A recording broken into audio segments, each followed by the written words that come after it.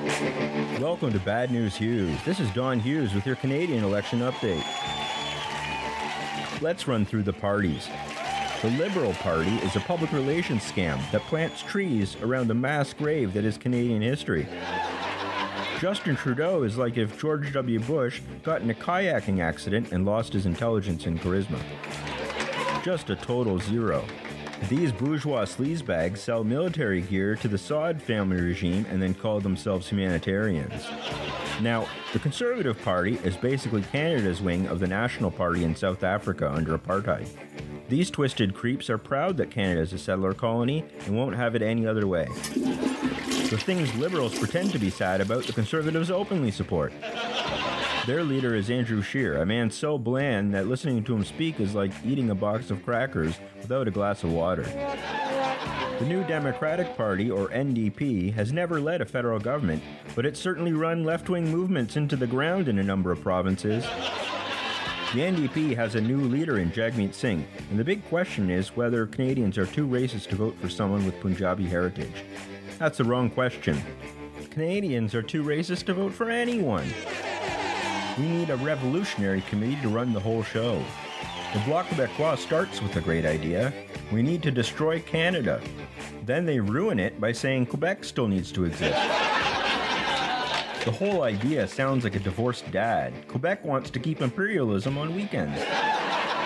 Next, the Green Party. The Greens are another public relations scam. Their slogan is not left, not right, but forward together. That's just textbook neo-Nazi third positionism. We're not fooled.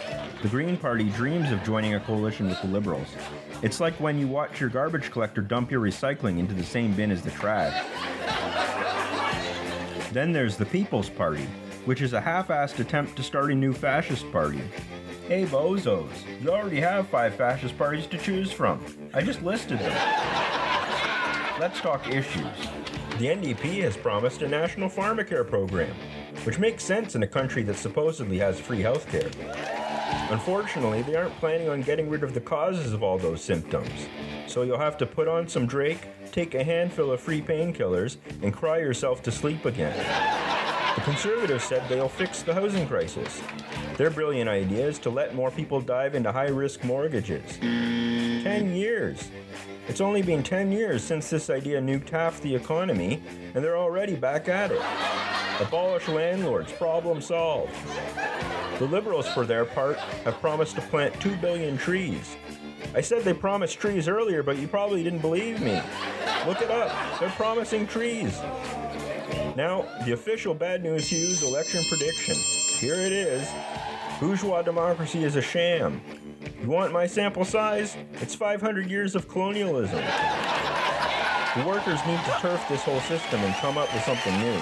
Mao was right. Without a people's army, the people have nothing. Goodbye.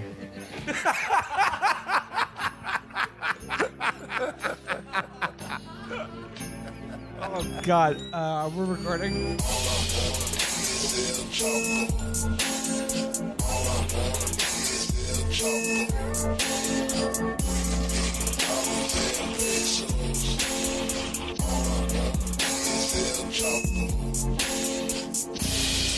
Well, that was well worth the wait for the long anticipated Donald Get Fiscal Chapo collaboration.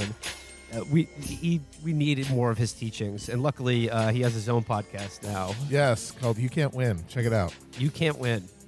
Oh, so that little intro is our way of letting you know that you've been clamoring for this for 350 plus episodes now, and we're finally doing it. It's a Canadian episode, eh? Oh, yeah. We're focused on our friends above the border. Did you guys know that America is actually not the only country in North America? It's kind of crazy. Yeah. But there's a whole other country that's not even America. Yeah, actually, there's several. What? Yeah. Mexico is technically part of North America, No. as are many of the countries in the Caribbean, and I think technically Central America as Greenland is considered a part of North America. Yeah. That's why we're trying to buy it. Add it to the gang. Apparently, Canada has their own government, which seems to me to be totally unnecessary and That's redundant. just redundant. Yeah. They should just have ours. Like, what a waste of time. Donald just gave us the rundown. I mean, they're having an election Coming up. What the fuck? They're like bad scheduling to go up against, the biggest election in the world. Exactly. And ever. you might say ours isn't for a year, but it's like, sorry, we have 2-year-long presidential races. You need to schedule around that shit. Dude, Beto just got on a skateboard. I know. Come on. We just found out that Liz Warren is wilding out. Liz Warren is a fucking cougar in chief. How are we supposed to care about what some fucking syrup eaters do? Well, that's just some of the people listening to the show. Most people want to watch the Super Bowl halftime show, and some people want the Puppy Bowl. Well, to take a deeper dive into our friends up north, we are joined by Luke Savage. Luke, how's it going? Hey guys, good. Thanks for having me. First time, long time. What province are you calling in from today? Province. The beautiful province of Ontario, which I'm fairly certain is much of which is on the same longitude or latitude as New York State. Okay, so that's the New York of Canada. Is it daytime? Is it daytime or nighttime there? It is. I'm in the same time zone as you guys. What? If all the liberal shitheads live in Toronto, what do you call them? Because you can't call them coastal elites.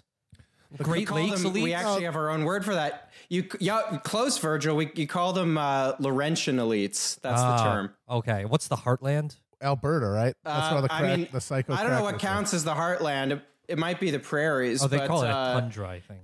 Technically, Ontario is part of Eastern Canada, which is funny because it's actually kind of in the middle. But also, it's on the coast of one of the Great Lakes, right? Isn't Toronto? Yeah, almost all of them. Well, there you go. And the Great Lakes are the third coast. You ever notice how Ontario looks like it's punching Michigan? As well it should. It's punching Detroit. I don't want to open up our Canadian politics episode talking about American politics, but I have to. Matt already brought it up. Liz Warren sex trafficked a Marine. Luke Savage, your thoughts on this rapidly developing story? I haven't heard about this. What's going on? Okay, it's like turn on your television right now. Like it will be on every single channel. Yeah. No, this is huge. This is an absolute game changer. This is a literal October surprise. This is, of course, brought to us courtesy of friends of the show, Jack Berkman and Jacob Wall. The Duke and the Dauphin. Yeah, the Duke and the Dauphin of the American, our current election, have held another just blockbuster press conference at Jack Berkman's apartment. Coming right on the heels of another press conference where they said they had the identity of the leaker. Yeah, and then they didn't do it. And they said, but for reasons we can't tell you the identity. Yeah. Okay, so Luke, check this out. Wall Berkman apartment press conference. They have found a young man, a former Marine, who was sex trafficked by Elizabeth Warren and did sex stuff to her. He compromised her pussy to a permanent end. And they brought him to this press conference. Yeah. This young man who proceeded to take off his shirt and show a scar from where Elizabeth Warren, this senator from Massachusetts, whipped him during various BDSM sex acts. Yeah. But more interestingly, he has a tattoo of Triple X from the film Triple X starring Vin Diesel. One of them starred Ice Cube. I mean, there's only one Triple X, Matt, and it's Vin Diesel. Okay, the OG. He has a Triple X tattoo. Yeah. And apparently could not read his part during the press conference without laughing. Yeah. But, we all process trauma in different ways. Yeah. But like I'm saying, I hope this earth-shattering news doesn't eclipse the very important stuff you're about to tell us about. Where are you from again? Yeah, according to him, he was really deeply traumatized by all of this intense sex. A shout out to Twitter user Contrarian Takes, who sent me photographs of the document that they handed out, which is meant to look like a signed affidavit, even though, of course, it has no markings. It's not notarized. It is not. It's just a guy signing a piece of paper. But it's like built on a Microsoft Word template. Yes. No, it is. But he says, "quote Although I have a fair amount of experience in this business, he's basically a rent boy. He says he was picked up by Senator Warren from the website Cowboys for Angels." But he says, although I have a fair amount of experience in this business, I was shocked by the intensity, duration, and sheer violence of what Senator Warren wanted. So he was traumatized. She's 70 years old. But she's voracious. I don't know what this guy's complaining about. Liz Warren uses every inch of the pussy. Matt, have you seen a clip of? Do we have a clip of his statement? Because I've read that he started laughing. Yeah, while that's reading what I this. read. Yeah. I haven't seen any video. I've just seen I'm the sure we photographs. can. I'm sure we can rip a video later. Yeah, we'll run up. I had to spend time with an older woman many times before, but never a woman over 60. Nice. Although I was unaware of it at the time, Senator Warren wanted not just rough sex, but extensive BDSM play, which I'm sure you're quite familiar with, I'm sure. I mean, again, I'm sorry to our guest Luke Savage. We do want to talk about Canadian politics, but we will get to that. We just had this is breaking news. This will change the course of history probably.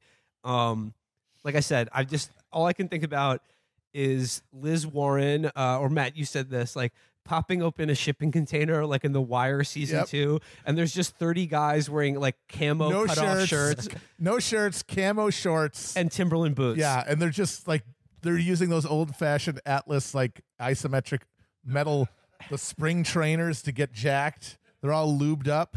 They throw medicine balls back and forth. It's funny because like only a former Marine is up to the task of like the physical rigors of sexing Elizabeth Warren. Absolutely. No, you need to be at peak cardio. You need to have significant military training. You need to have gone through Paris Island. Absolutely. Now, help me out here. What kind of Marine are we dealing with here? Is this like one of those TikTok Marines who's always like? I guarantee you, he is a TikTok Marine. There is no question that he does. He is not. Yeah. What branch of Marine is he? What class? TikTok guy, divorce guy. He's in the TikTok sex guy. Yeah. No, sex worker.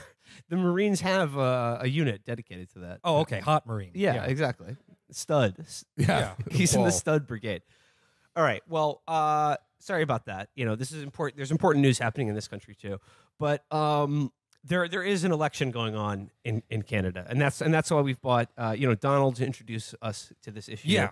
And Luke to take more of a deep dive into it. So, Luke, why don't you begin with just like a quick overview of like, you know, where the election stands right now? Who are the contenders, and like, you know, what does the polling seem to indicate? And if you could also, in that explanation, say use our presidential candidates to explain your candidates, that would be immensely helpful.